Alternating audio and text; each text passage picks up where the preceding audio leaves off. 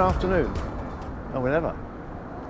Good afternoon. Let me introduce you to the Walker Special, also known as the Walker Climax. This car was built here at Pitbrook Garage. In fact, it's the only car that was built at Pitbrook Garage for the Rob Walker racing team. It was built particularly for Stirling Moss because Rob Walker had been racing Coopers, and because Moss was beating the factory cars, the Coopers didn't like supplying them with spares and the latest upgrades. So they decided they'd build their own car. This is that own car. It was done in secret in this area. The team at the workshop were, I think, Tony Robinson, led by Al Francis, who was Rob Walker's mechanic. The car was designed by a chap called Valerio Colotti, who was well known in Italy for being a gearbox and a chassis designer for Maserati and Ferrari. And he was an old friend of Al Francis. So they laid down the drawings of the car, which actually I have a set which is unheard of, and started building it in May 1959. During that summer, Colin Chapman came out with a car called the Lotus 18. And Innes Ireland, which was another famous racing driver at that time, won at Goodwood. And it was clearly a quantum leap ahead. One day, Colin Chapman of Lotus, turned up here and said to Rob Walker, "Now listen, you've got the best driver, but I've got the best car. If only Moss drives it, then I will let you buy one from me." He wasn't arrogant. What this meant was that the Walker Special was put on the back burner, because this new car coming along was the way forward. There were a number of significant differences, and it was just the world moving on. The car was finished. The car was finished and tested by a chap called Jack Fairman, who lived in Horsham, and in fact they had garages in Horsham, and it was tested at Silverstone, and it drove very well. But it was never going to be as quick as the latest thing. And so it was never raced, but it was complete, and it stayed complete with Al Francis through a number of years, until he died. He took it to Italy with him. He took it to America, just in a complete but unrun state. And it ended up in a museum in Tulsa, Oklahoma. From there it was sold as part of his estate, and it ended up coming back to a chap in North London. I saw the advert for it in Autosport or something, and thought, I've always wanted a racing car that was designed and built specifically for racing. I've raced sports cars over the years, but I decided that I wanted one. I saw this Super Cooper for sale. Having read the book about Al Francis and Rob Walker's racing team, the book's called Al Francis Racing Mechanic by a chap called Peter Lewis. And having read that when I was about 13 or something, I'm afraid it was like a hook. Once I'd seen this, built by Al Francis, Super Cooper, blah de blah, I had to have the car. Went down, saw it. I'd bought it before I'd even asked the price, mentally. It was about to be sold, to be broken up for spare parts, to create other well-known cars. And the vendor said, "Listen, because I think you're going to keep it, and we'll get it going, I'll let you have it for the scrap price." That's a little bit, for the purposes of this, it'll do. So I got hold of it, brought it home. It was complete. the engine wasn't there. Well, it had an old engine, but it had the original gearbox. All the bodywork is complete. All the wheels are complete. They're originals with the dates on them and all this sort of stuff. I was invited to take part in the first Goodwood. Unfortunately, the car wasn't ready. But I went down. I was there in the second Goodwood and a number of revivals after that. It's been out there. The problems with having a car like this.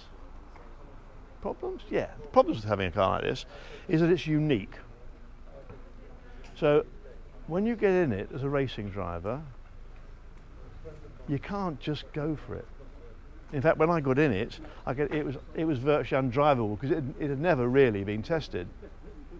But even so, now, if I'm on the track with it, I steer clear of trouble everywhere because it's so original, and the more original it becomes, the more a burden it becomes. So I'm safeguarding it. I'm the custodian of it. That's how I view the car. It's great. It's quite quick. It's quicker than most drivers. It's a Formula One car. Why wouldn't it be? But for me, taking part in what's an original car is really important. It took a number of years to sort out. When I say sort out, I mean make it comfortable enough to drive safely, and to get to not worry too much about whether the car is going to fall apart or not. I've stopped racing it now, but I've got a friend of the family who's driving it this weekend at Silverstone, which I'm sort of looking forward to. You'll note the number. It is purely by chance, but I decided I would let Lewis Hamilton use this number when he was still in shorts. So that's the entree to the Walker Special. Right. So your father was part of Al Francis's team that Yes. was together? Yeah, they were together. What do you know about it? Well, all I know as a child, I used to come down here on my Saturday mornings and just mess around in the workshop. And so this car was actually derelict for a while in the lockups just down here. Yeah. And then I think it got sold. I think it went to America originally, didn't it? I think Al Francis Took it to America. That's right. You're dead right. Yeah. It was up for sale at Yeah. Pierce's in Yeah. London. Right. Okay. J.A. Pierce. Yeah. Okay. And it didn't sell. No. It was just No. it was out of date. Yeah. Of course it was. And then Alf took it to America. with him. Yeah. And that's where the story was sort of getting it back begins. I was just saying that actually it went with Alf to this museum. That's right. Tulsa. So, yeah, absolutely right. It was then when he died, part of the estate, it was sold to Murray Smith. That's Murray right. Smith sold it to a chap called Bob Rubens, who sold it to a pair in the UK called Twyman. Yeah. That was you got it in part payment for a Ferrari restoration. Okay, right. Yeah, I mean it was, as I say, down here when Rob Walker Racing was running, it was there was some lock-up garages, and it stayed in there for many years, just lingering, doing nothing, because they'd obviously moved on and. But that's right. Yeah. You know, it was outdated. Yeah, absolutely. But it looks stunning. All the bodywork is original. I'm sure it is. Yeah. It's. And that's Climax. Yeah, that's. So this here, it was down the end there. That's inside the old workshop. Yeah. Yep, definitely. There's the old heater. Yeah. Yeah, cool. We've got a few more. When I first got the car, people said, well, it had never been finished. No, it never was actually finished, was it? It never run. No. And what have you. But in fact, it wasn't true. These are original build photographs. Oh, it did run, yeah. It's a photograph of Jack Fairman driving it at Silverstone. Yeah, definitely. In 1960? In 1960. Yeah. That's how you'll remember it. Well, I remember it when it wasn't even built properly, just a chassis. Oh right. And then that's it. Yeah. That's the finished one. That's out it. the back here On somewhere. those, yeah. So that fence ran down, just pretty much where that brick wall is now. That's Colotti there. Yeah. That's right. Chap Colotti. Yeah. With Al. Valerio. Yeah. So I went down.